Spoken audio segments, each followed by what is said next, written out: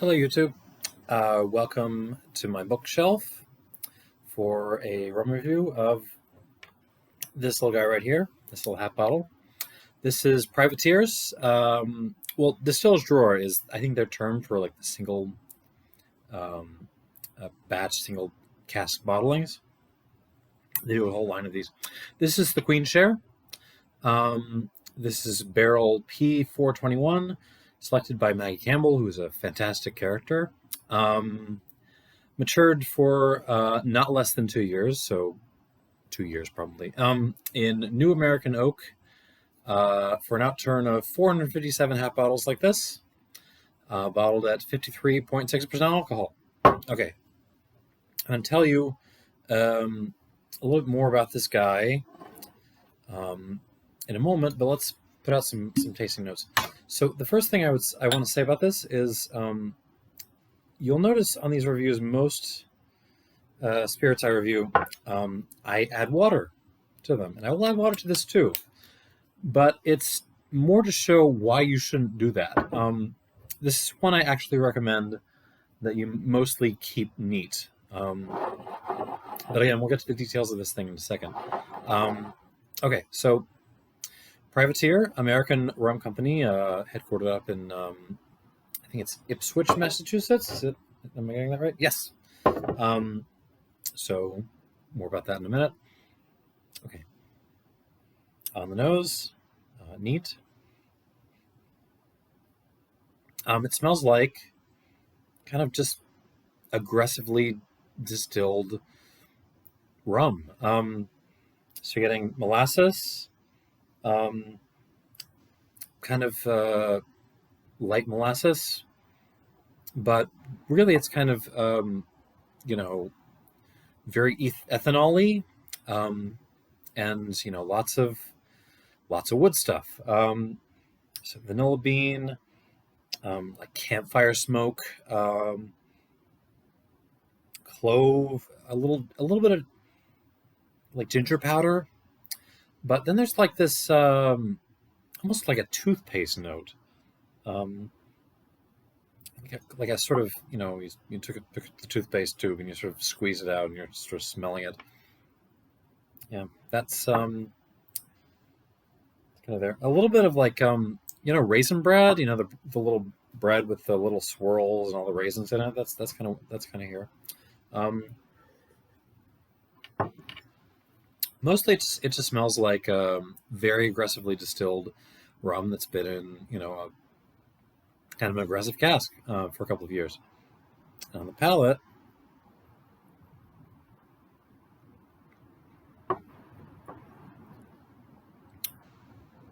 I mean, there is some alcohol nip, right? But pleasant enough.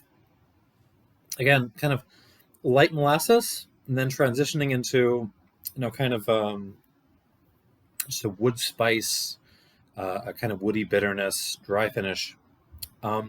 Very light, very spirity. Kind of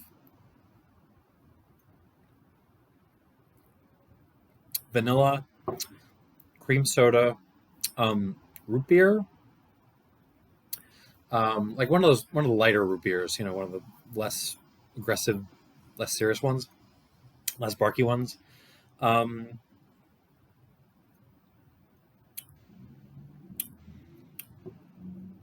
Really, it's mostly molasses, though. A little bit of like, the oak is mostly clean. I get the sense that they haven't done like a really aggressive char in this, and they've used some good oak.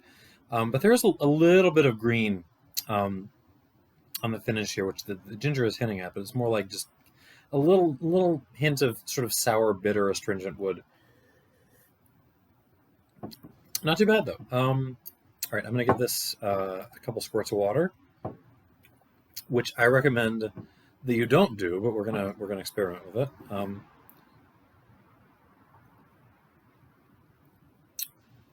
One more.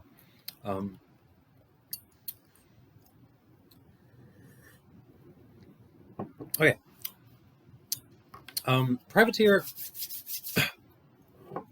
is one I've been looking to buy a bottle of for a while.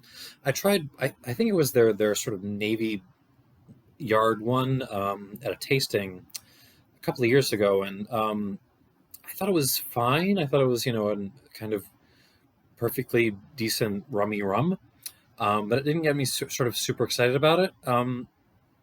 It just kind of had that sort of thing, that character, which bothers me about a lot of American spirits, which is, it's like just it's too nice, it's too clean, and it just kind of lacked a little, well made, but lacking a little bit of character. Um, Nevertheless, I've been looking for an excuse to buy some, and because I mean it's an interesting distillery. I mean, Massachusetts, right? I don't know if you know this. You may be thinking like, what's rum got to do with Massachusetts? Actually, one of the first big industries in the not the U.S., the colonies, so pre-U.S. In the Massachusetts Bay Colony, so the Puritans, remember, was actually rum production. Particularly, I think after the 1660s, 1670s, there was a ton of rum being made up there. They would ship the cheap molasses, from the islands, from the island colonies, up there and just make rum from it. And of course, the reason why one of the reasons why whiskey became such a big American thing was, when we declared independence, we didn't get access to those British colonies and their molasses anymore, so we had to find something else to make into booze. Anyhow, I thought that was a fun story. I'll link up a little bit of history on alcohol and the Puritans below, because they like to have fun too. They like their rum.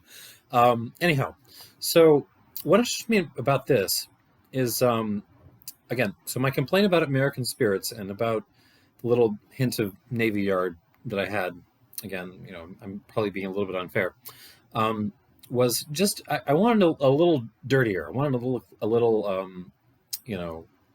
with a little bit more character and aggression to it.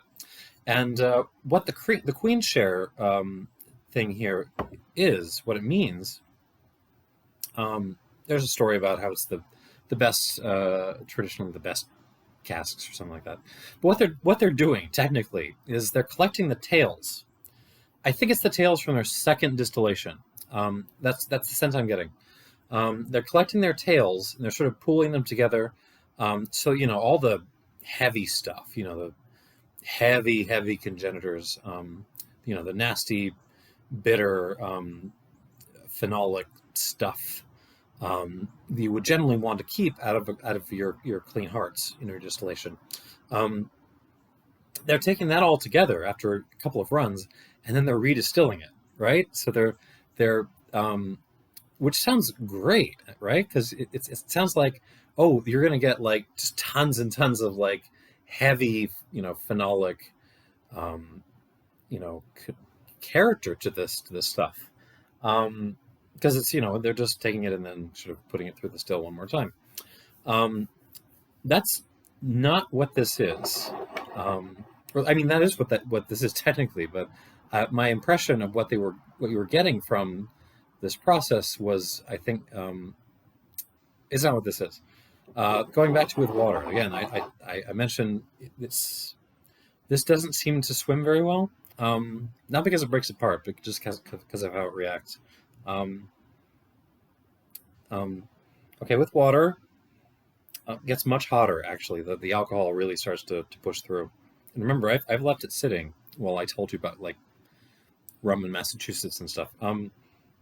Lots more alcohol. A kind of like a pepper, black pepper. More like a jalapeno note. More raisin bread. Oaky notes. Maybe like one black olive in there. Really, it's the sort of extra alcohol that's kind of kicking out on the palate.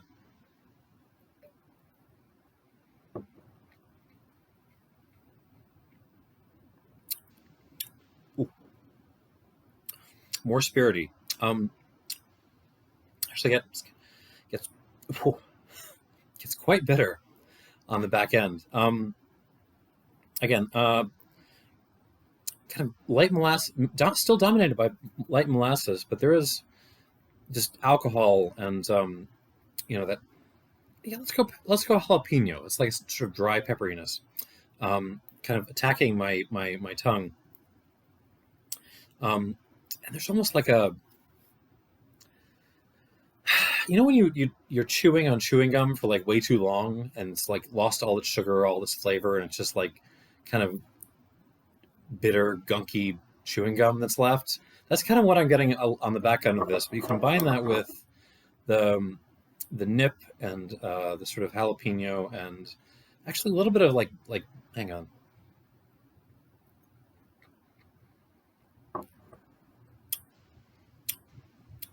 Yeah, kind of wood bitter sour thing as well. Um, yeah, so in terms of points, no water. This is actually okay. It's not my favorite thing in the world, but I would give it 81 points. Um, it's perfectly pleasant. It's pleasant enough. When you give this water, it doesn't react well. If so, on that, it's more like a 78.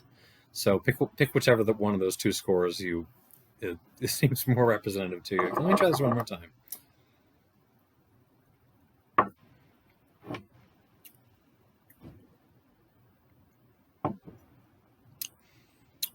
My mistake, I think, in getting this was thinking that ooh, redistilling the tails was going to give you a heavier rum, right? Because you're getting all the nasty stuff together, and that was my thought. It's going to result in a sort of nastier rum, and was kind of what I was hoping for. It's the wrong way of thinking about this, right? Because they're redistilling the tails, but the tails, the heavy tailsy parts of the tails are still being cut out, right? Like those are still being left out of the run. The hearts is just like the ethanol that was left in them. So really think of this less as making a more fainty kind of rum, and more just less that and more just like a kind of third distillation. Think of this more like Hazelburn, okay? Or even like Bruichladdich did like a four distillation thing like 10, 15 years ago, something like that, which is very, very spirity. And I mean, the result is actually, if anything, maybe a little bit more um, lacking in character than the sort of Navy Yard that I tried. Again, these aren't bad, but it's also, what do I have to sort of um, remember this by, aside from that sort of just kicking the head of bitterness on the back end.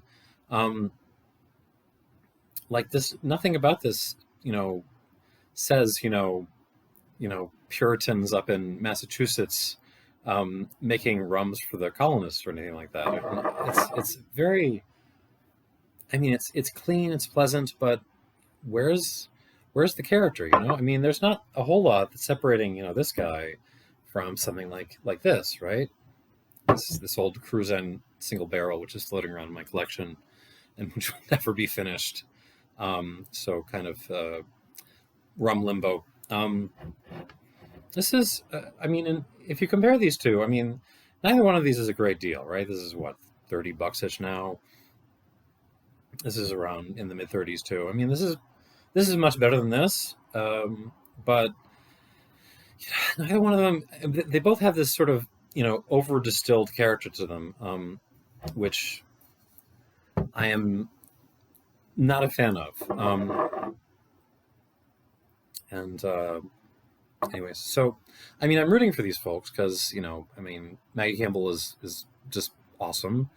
But I'm also hoping they find just more creative stuff to do with the sort of products that they're putting out. I mean, they're right by the sea, right? I mean, I think their distillery is literally like across the street from like a boat storage place. So finding some ways to use that terroir to their advantage would be the way I would go with this. I mean, you look at Hamden. There's just like again, I've talked about this before, like black stuff growing on everything. When the new owners got a hold of it, Like their first thought was, "Oh my God, this is a horror show. We have to clean it up." And then they were told, "No, no, no, no, don't touch anything." Like all this, you know, this biodiversity, if I can put it that way, is contributing to the character of the rump. And this is kind of not. This is clean and nice, but it just doesn't have the depth of character that it doesn't have terroir, if I can put it that way.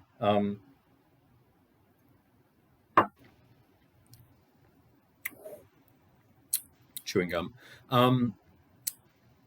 Not the worst thing I've ever had by a stretch. 81/78, depending on how you drink it. That's all I got for this. Thanks for watching, and cheers.